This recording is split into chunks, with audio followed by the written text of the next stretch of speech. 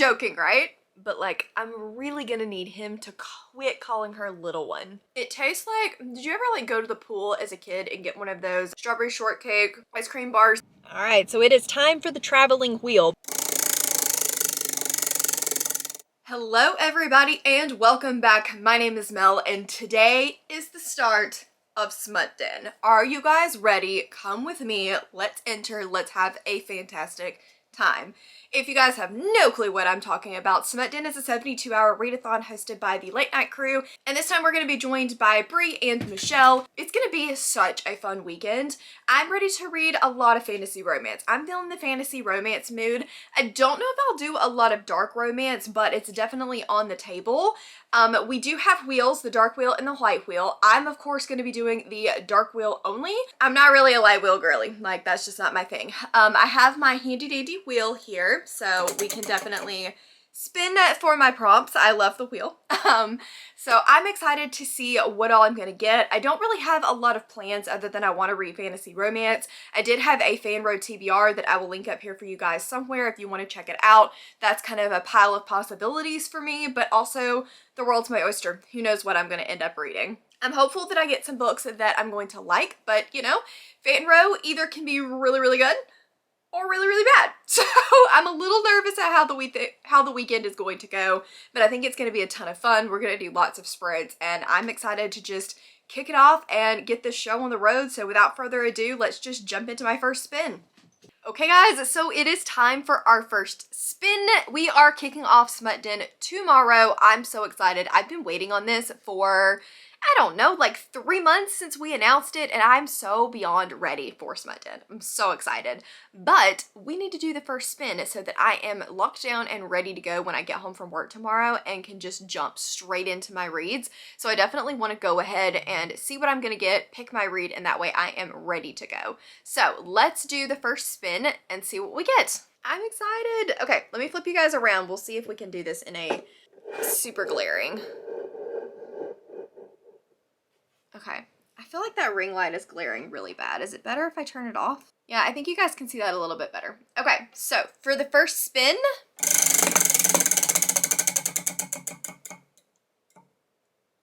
you're kidding me. You are kidding me. You're joking, right? That first spin got us a wild. On the first freaking spin, I wasn't prepared for that. Like, I don't want a wild. I don't want a wild for the first spin. Well, crap. Okay, let me go gather up some of my fan row and see what the heck I'm gonna read because I was not prepared for a freaking wild. I wanted a prompt. I wanted a prompt. Okay, let me go do some digging. I'll be right back. Okay, so what is Smut Den without complete and total chaos? I'm not gonna read either of the books that I told you I was gonna read last night. I am instead going to be reading What Lies Beyond the Veil. I don't remember who the author's name is. Harper L. Woods. So I'm going to be reading What Lies Beyond the Veil by Harper L. Woods. I tried this a little while back and just wasn't really in the mood for it, so I'm hoping that I am now. So I'm going to be buddy reading this one with Cassidy. Hopefully I like it. I don't think it's super long, but it has come recommended to me by some of my patrons, so hopefully it'll be a good time. But kickoff sprints start in about 15 minutes, so I'm going to go jump on those, and I'm hoping that I can finish this whole thing tonight. I do have to go to work tomorrow, so probably gonna make some bad choices tonight. Not gonna lie to you guys, probably gonna make some bad choices and stay up way too late. But I would like to finish this book tonight. My goal, my love, would be to finish 1 book a day. It's to finish a book a day, which I guess is 3 books total, but if you count like Thursday is a day, then it's 4 books. I don't know. I'm hoping to read somewhere between 3 and 4 books. Will that happen? Probably not, but we can at least try.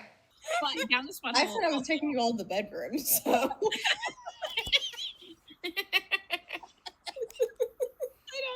I don't know.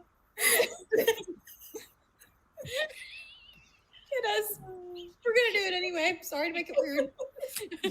Like, you normally say that like every single day. Okay, so it is quite a bit later. It is 9:30 at night, which is not too bad, but we have been sprinting for about three and a half hours now, and I have made it. I feel like you guys are really high. Let's come down just a little bit. There we go. I have made it to about 40% of What Lies in the Woods? No. What Lies Beyond the Veil by Harper L. Woods.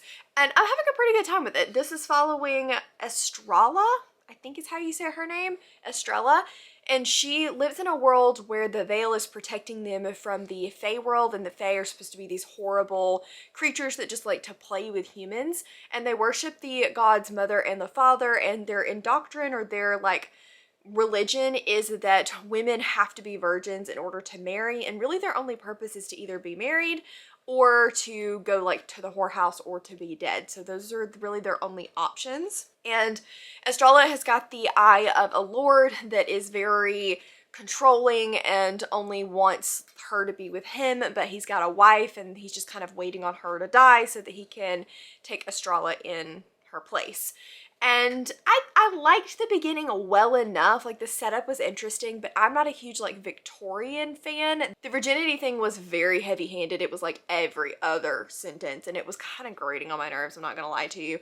So the beginning was not my ultimate favorite. Like, it was fine, but I wasn't just loving it. There was a couple of logic issues that I was having throughout with just some of the stuff that was going on, as well as the motivations of the Lord. I was just like, no, like I don't, it's not realistic to me. Like, once she leaves kind of that area and things start to happen, much more interesting. I do like our main character. I think that she's pretty cool. She is telling people off one minute and biting the snot out of somebody the next, so I quite liked that. We've got the wild hunt has finally come into play, and I love a good wild hunt. I think that that is one of the really cool Fae lores that I like to read about, but I don't see in a lot of books, so I'm hoping that there is more that comes of that and kind of delve into that a little bit further.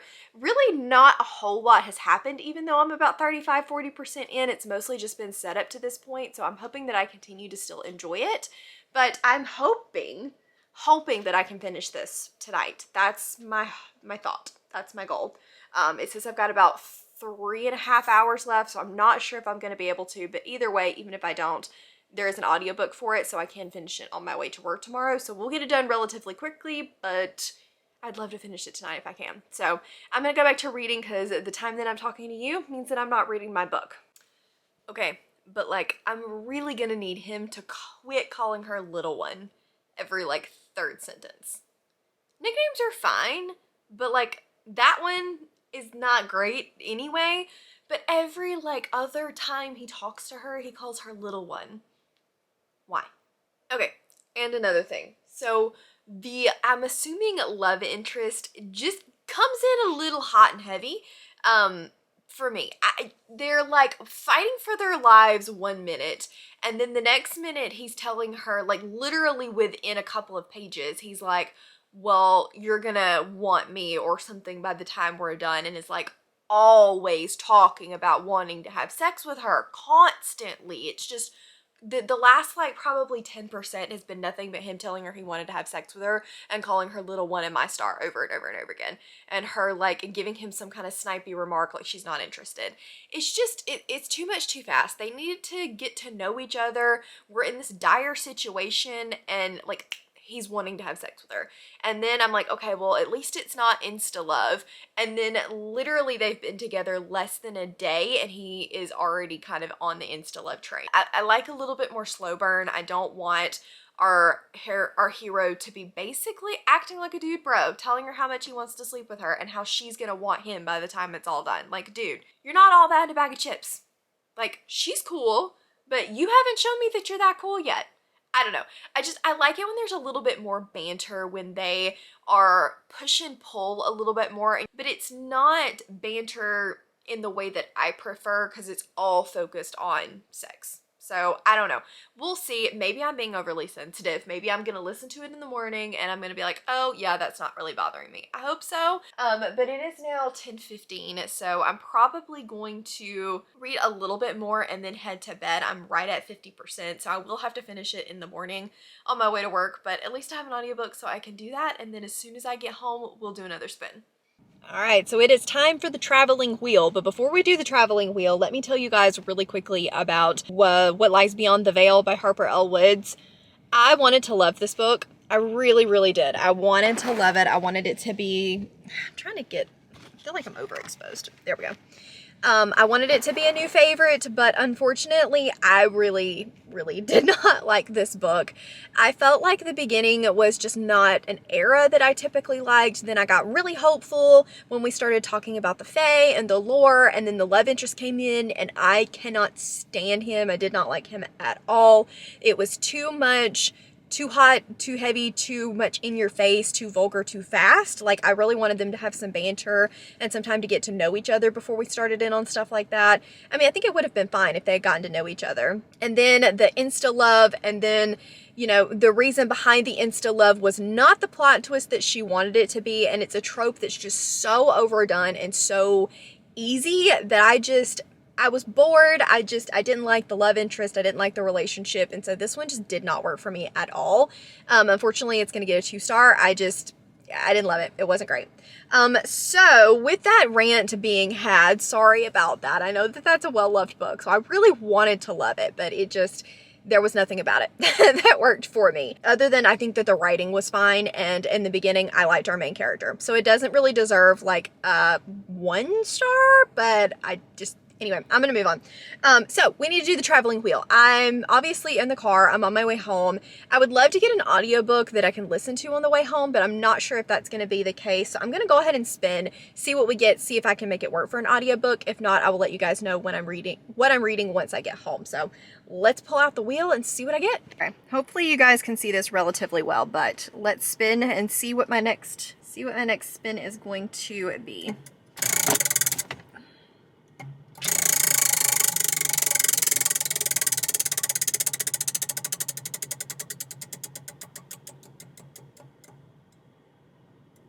Oh no, we got Shirtless Man, no! Okay, the only good thing about Shirtless Man is it does have an audiobook. I'm going to be listening to the 3rd in the Wolf Smut series, and I think that those are on Scribd, so I will grab that. That's the final in that arc, and then we move on to like the Era of the Vampire or something like that.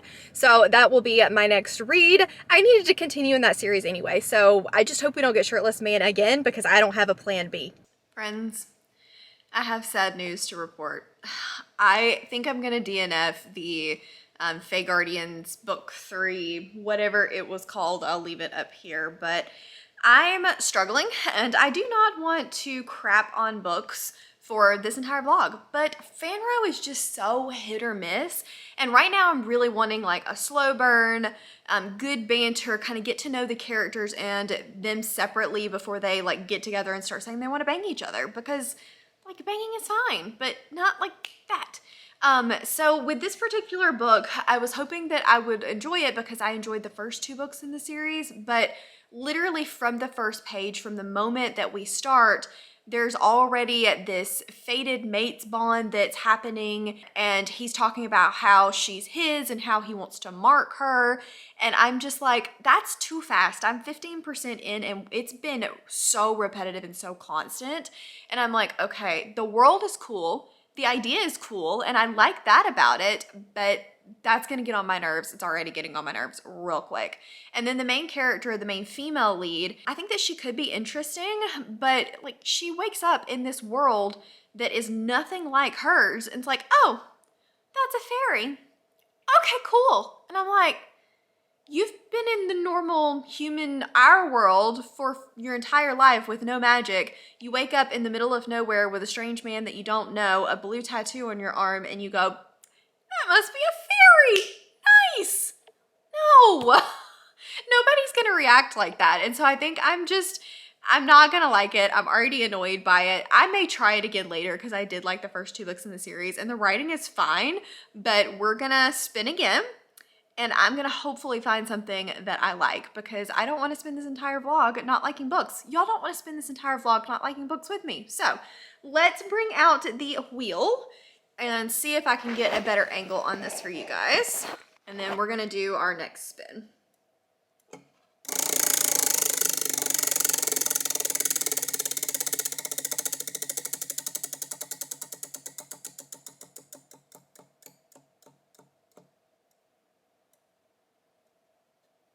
What does that say? Discrete. Okay. I think I can make Discrete cover work for one that I actually already own. So hopefully, because I own it, I've heard it recommended before or something, and that's why I have it. So I'm gonna go look at a couple of the fan row that I have physically and decide which one I want to go with, but keep your fingers crossed for me because this is not going well. So I did pick a book for Discrete cover, and I ended up going with Bewitched by Laura Thalassa.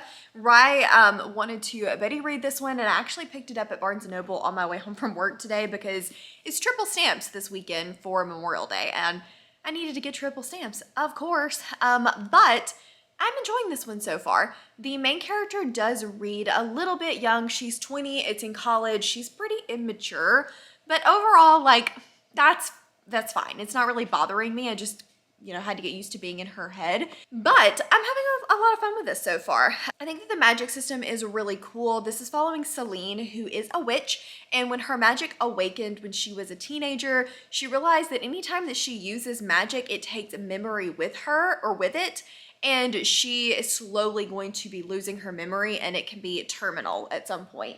And she has been trying to get into this coven of witches that teach magic at the college that she's at, but they keep turning her down because they consider her a liability. But finally she's like, okay, well, I'm not going to give up until you let me in. And so they finally give her an ultimatum that if she can first find a familiar and then go on a really cool, like, magical quest, then she can be let into the coven. So she's trying to figure out what she's going to do, and one night drunkenly books a cruise or a flight or something to South America, and on the flight there, the plane crashes, and she gets stuck in the Amazon and finds a tomb of Mammon the Cursed, who she accidentally awakens, and he is convinced that she is his wife that cursed him and put him there to begin with. I really like the magic system in this. I think that it's really cool. I did read like the first line of the acknowledgments, and apparently this is based off of a real like nomadic culture, which makes it even more interesting. I do like the relationship between her and Manon.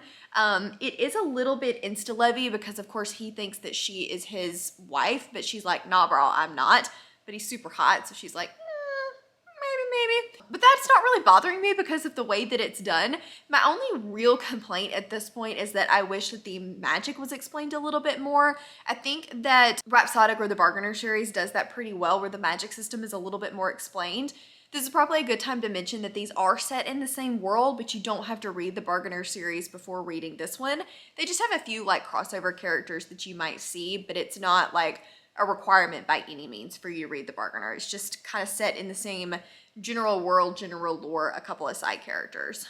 But with that being said, I do feel like she explains the magic a little bit better. This one is more like, they're witches, they rhyme, things happen. And I wish that we got a little bit more into how that worked and a little bit more into her memory stuff. It just seems like she's able to do things. But other than that, like, I'm having a good time. It's a lot of fun. I've read several Laura Thalassa. This is like the 4th or 5th one that I've read, and I'm giving them all at least 3 stars. So I'm excited to continue. I'm just under halfway, so far so good. I really hope that it continues on this path.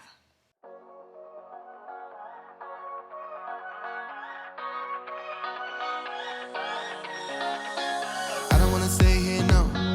Ain't gonna keep it low now. If you wanna go, let's go. Let's wrap it up and hit the road. I just got an awesome vibe. Striking the winner post now. Liberty's on my mind. We've taken off, we've left the ground. You gotta understand that we get one chance, one chance. You will never regret the things that we'll do. 'Cause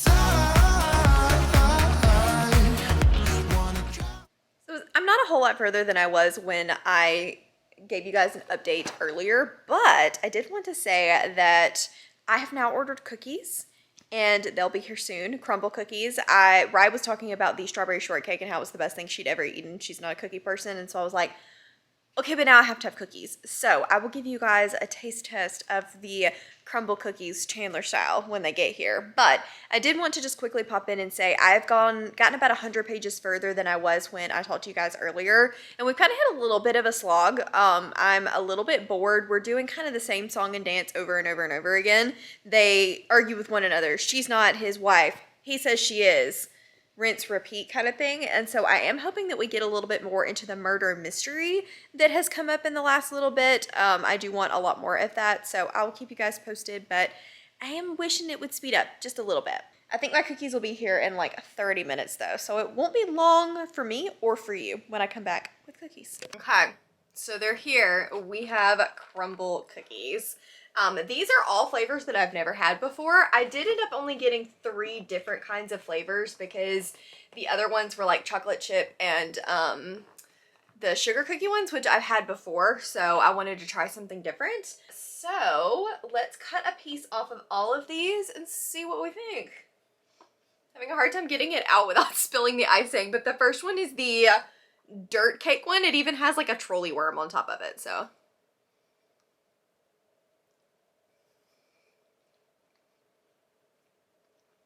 Not bad. Very chocolatey. So like, I need a cup of coffee to go with this cookie. Okay, and then we have the, I think it was called hot chocolate or something maybe. It's basically just milk chocolate. A chocolate cookie with chocolate icing. And that one's chilled and I like it better. Like it's very chocolatey, but it's less fudge. Okay, and then the man of the hour is the strawberry shortcake one. I really like strawberry, and this is the one that Rye said was so good that made me want to get them in the first place, so.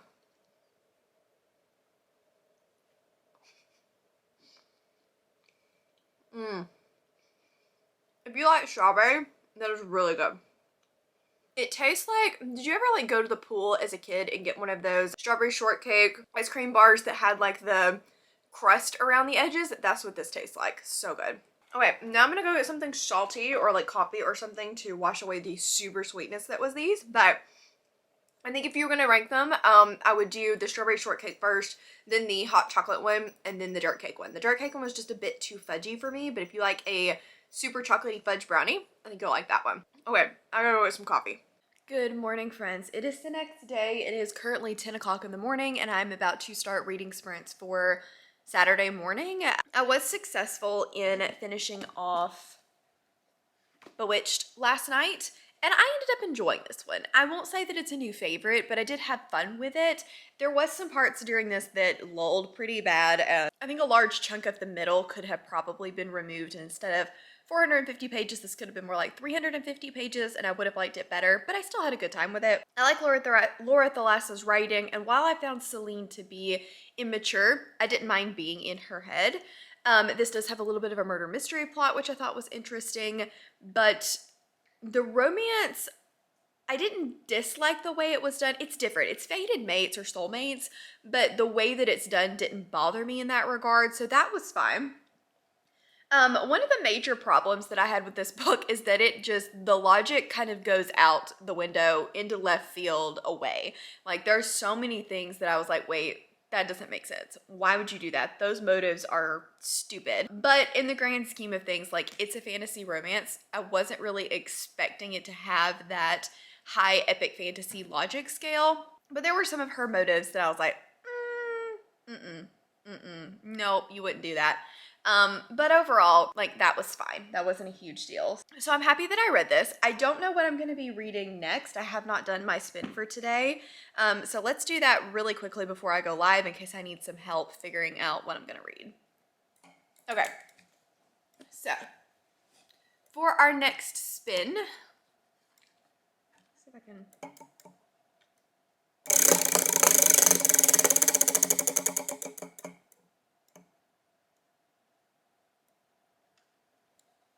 Red.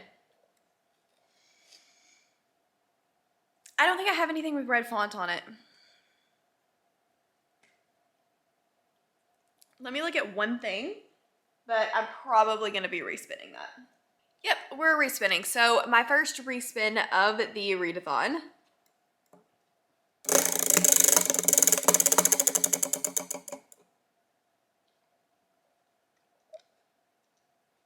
Well, that's really weird, but it's on black. I don't know if you guys can see that, but it landed on black cover. So, black cover. I don't feel like that one's going to be too hard. I have several options for that. I just have to decide what I want to read. I have the K.A. Tucker, The Fate of Wrath and Flame has a black cover. Cassidy read Dawn of Onyx and really enjoyed it. I think that has a black cover, and Haunting Adeline has a black cover. So I just need to decide which one of those three that I want to read, but I definitely have some options. So I decided to go with A Fate of Wrath and Flame for my black cover prompt. This is one that I've had for a really long time. Lamia gifted it to me a while back, but I've been putting it off because I heard that it ended on a cliffhanger and I wanted to wait until more of the books were out. I believe this is a trilogy. I've read some things by K.A. Tucker before, really liked her more like contemporary stuff, and I think this is her first foyer into Fanro. This is following Ramira, who is a thief in New York City. She gets contacted by a woman named Sophia, who requests her services essentially to steal, I believe it's like an amulet or something like that, in order to satisfy a god and bring her dead husband back to life. And once Ramira says yes, she realizes that she is not going to be stealing this from just any king. She's going to be stealing this from the king of Yabsarian? I don't really know how to say that. And she gets thrust into a world of elves and politics and war in this completely alternate world where she has no clue what's going on, and she's in the body of the princess. It's been interesting so far. Mostly about 150, 200 pages in, it's just been set up. We're just kind of learning about who Ramiria is and what the world is like and how she got there. I am hoping that we get just a little bit more development, because while the setup is cool, we're really just kind of talking right now. It's just a lot of talking. Ramiria is not really doing anything. She's supposed to be this badass thief, and so I was hoping we would get some like heist type stuff, but so far that's not been the case. So I do hope that it picks up a little bit, more starts to happen, but I know that this is well loved, and so I've got a lot of hopes for it because so far it's been interesting. I really am not very far into this at all, so there's not a ton that I can tell you considering it's like 490 pages. Bad choice for a readathon. Bad choice. But I do have the audiobook for this, so hopefully I can speed it up just a little bit. But it's currently 1:30 and I'm going to find some lunch here pretty soon, listen to a little bit more of this. I would love to finish it in a reasonable amount of time tonight, so maybe I could start something new before tomorrow, but we'll see. We'll see. But I'm going to go back to sprinting. As always, we have tons and tons of sprints for the 72-hour readathons. Just to give you guys a little bit of a sneak peek, we are probably going to be doing another one in November, and it's going to have a really cool twist, I think, if we can figure out a way to pull it off. So keep your eyes peeled for that. The Late Night Crew Discord, if you want to join it, is down in the description box below, which is where we post all of our like sprints as well as all of the information for the 72-hour readathons as well as the officially unofficial book club.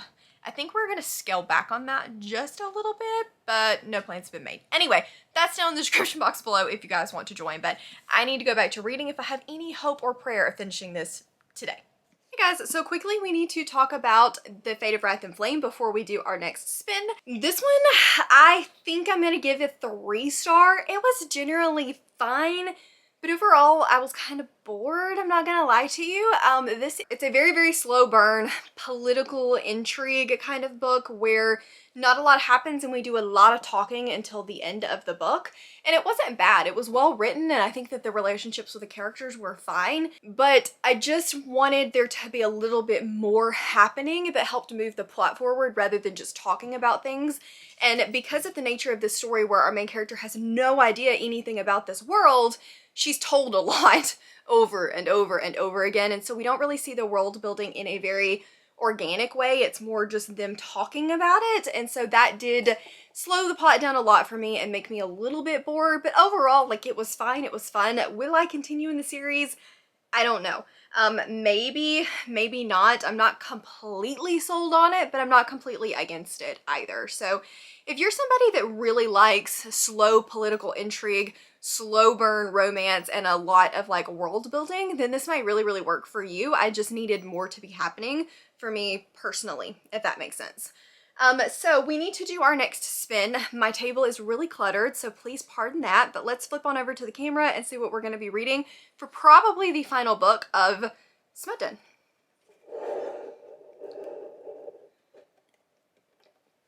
All right, so probably our final spin. Let's see what we're going to get.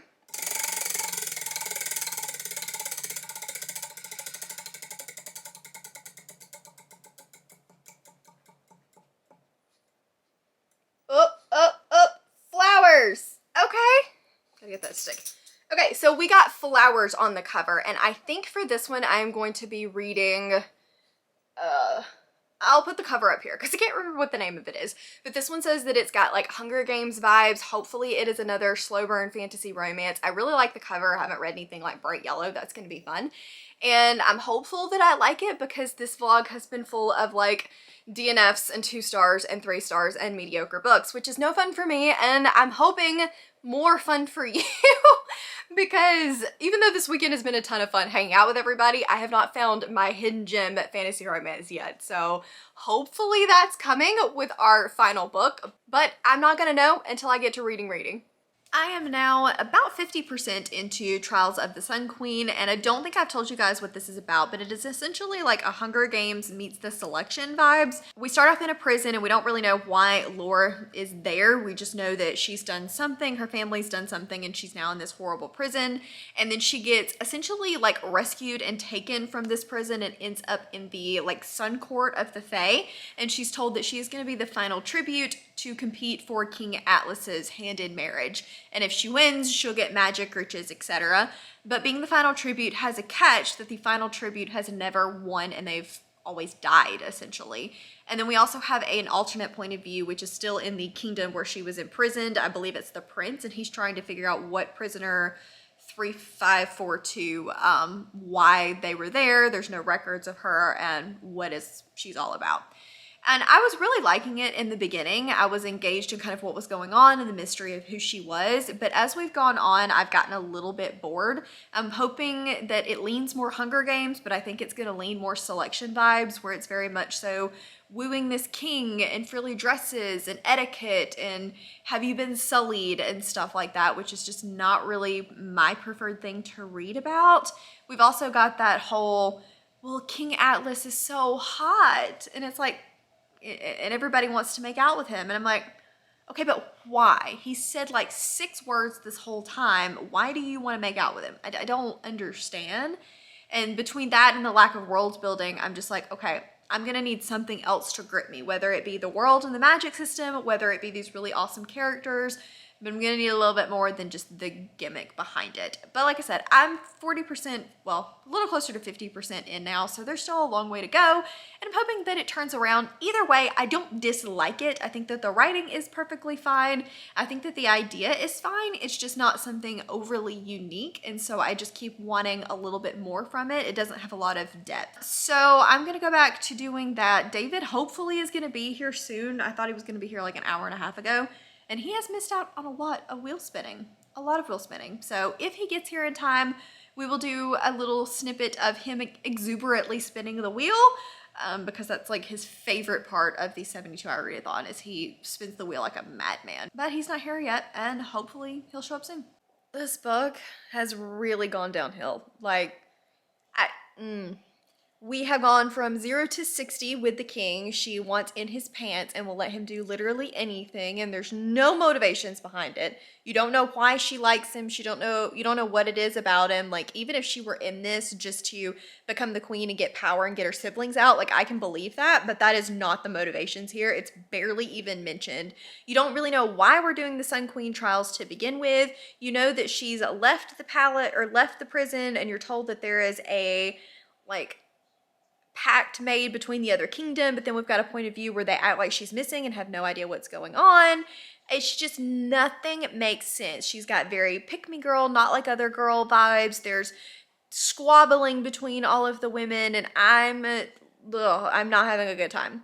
I had a lot of hopes for this one. The setup I thought was going to be interesting. It was just going to take it a little while to get there, but unfortunately, it has really gone downhill for me. We have no character development, no world building. I'm going to need something more than just the gimmick to keep me engaged and entertained. I'm not DNFing it, mostly because we only have 2 hours left of the readathon, and I'm not going to spin again anyway. So I might as well continue in the hopes that it will get better. But right now, I'm not having a good time. And I really wanted to love this one. I did not want to bring you guys another negative review.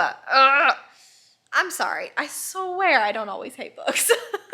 It is currently a circus in my house right now, but I have finished the Trial of the Sun Queen, and nope, it's just no. This one did not work for me. I think that this would be good for people that were looking for like selection vibes. It is a very young adult, but it does have a lot of like smutty scenes in it, so kind of be aware of that. But I think this was written for a much younger audience, only with smut, and so it just did not work for me. There were too many plot holes.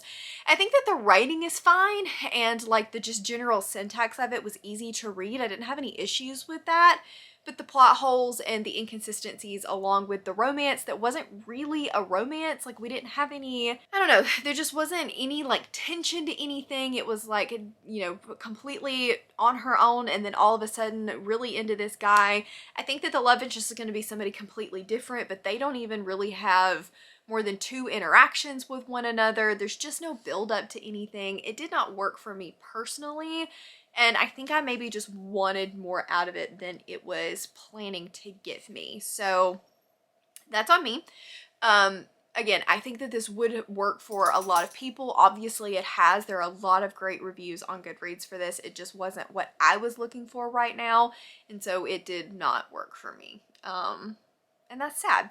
So anyway, I think that that is going to come to the end of this vlog. It is now 5 o'clock my time, which means we only have an hour left of the readathon, and there's not really anything else that I think I'm going to be able to get to between now and then. So I'm going to finish up sprints and just kind of enjoy the relaxing into Smut Den. But even though this did not go as well as I would have hoped in regards to my reads, I do think that I learned a lot about what I do and don't like in fanro, and I'm hoping that I can still find some really good fantasy romance that I love. It just wasn't these, and that's okay. So let me know down in the comments what your favorite read from Smut Den was. What was your #1 thing that you loved? Did you have a good time? Did you enjoy it? Do you want more in the future? Let me know down in the comments below. Again, thank you so much to Michelle and Bree for being our guest co-hosts for this round. It was a lot of fun hanging out with them, and you should definitely go subscribe to their channels, which will be linked down in the description box as well. Thank you guys so much for hanging out with me. If you're just here for a good time, not a smut reader, didn't participate, but want to just let me know that you were here, leave me a lips emoji, because why the heck not? As always, links to my Patreon, Instagram, Twitter, and Goodreads are all in the description box down below. Please give this video a big thumbs up if you liked it, and subscribe if you want it, and I will see you guys in the next one. Bye.